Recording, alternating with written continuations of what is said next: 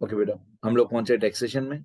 Chapter का नाम profit and gain of business and profession, theory वाले पेजेस। मैंने आप लोगों को इनडायरेक्ट मेथड थोड़ा बहुत समझाया है कि प्रॉफिट एंड लॉस अकाउंट में recorded, not recorded, adjustment type 1, type 2, ये स्टेटमेंट कैसे बनाते हैं।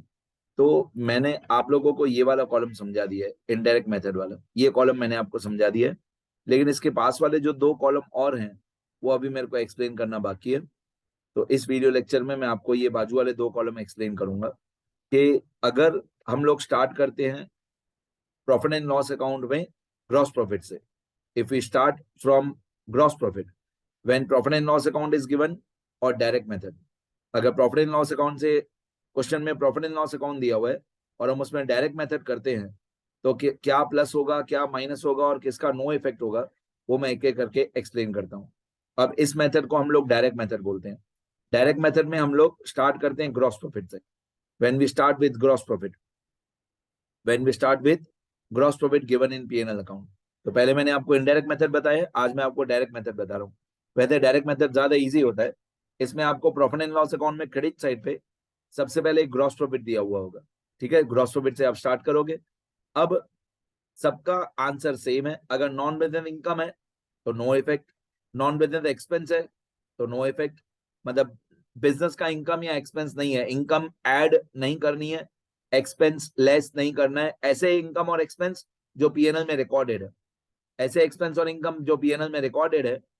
अब हम लोगों ने डायरेक्ट मेथड से सॉल्व करना है इस क्वेश्चन को, इस मेथड में।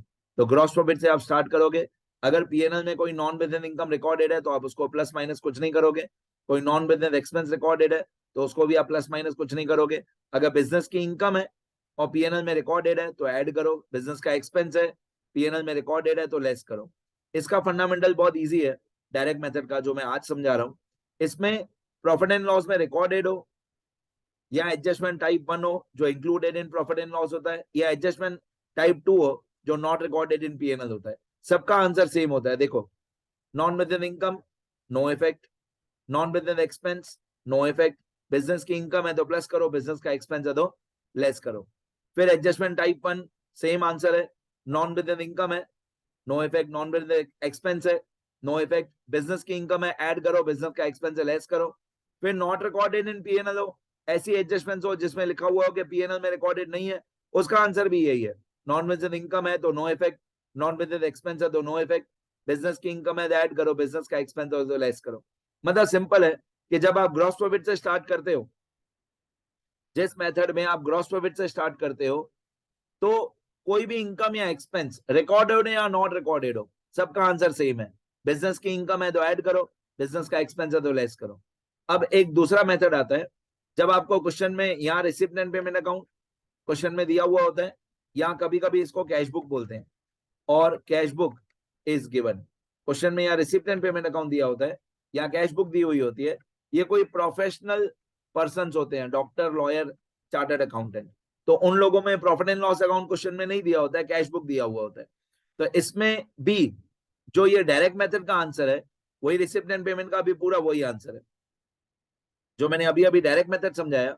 रिसिप्ट एंड पेमेंट में भी सब जगह पे वही इफेक्ट्स हैं, सेम इफेक्ट्स। तो जब रिसिप्ट एंड पेमेंट अकाउंट दिया हो तो स्टार्टिंग अमाउंट 0 लिखने की, क्योंकि रिसिप्ट एंड पेमेंट अकाउंट में कोई भी ग्रॉस प्रॉफिट या ग्रॉस लॉस नहीं दिया होता है, तो स्टार्टिंग अमाउंट 0 लिखने की। अब नॉन बिजनेस इनकम है, देखो सब जगह पे ऐसा ही है, no effect, no effect, add, less. फिर नीचे भी ऐसे ही है, no effect, no effect, add, less. फिर उसके नीचे भी ऐसे ही है, no effect, no effect, add, less. मतलब जो डायरेक्ट मेथड का आंसर है ग्रॉस प्रॉफिट वाले का, रिसिप्ट एंड पेमेंट अकाउंट वाले का भी वही आंसर है। स्टार्टिंग अमाउंट 0, फिर नॉन बिजनेस इनकम है तो no effect, no effect, non business income और एक्सपेंस में बिजनेस की इनकम है तो ऐड करो, बिजनेस का एक्सपेंस है तो लेस करो, चाहे वो पीएनएल में रिकॉर्डेड हो, चाहे एडजस्टमेंट टाइप 1 हो, चाहे एडजस्टमेंट टाइप 2 हो, सबका आंसर सेम। ये थियरी वाले पेजेस में कंप्लीट कर लेना, ठीक है।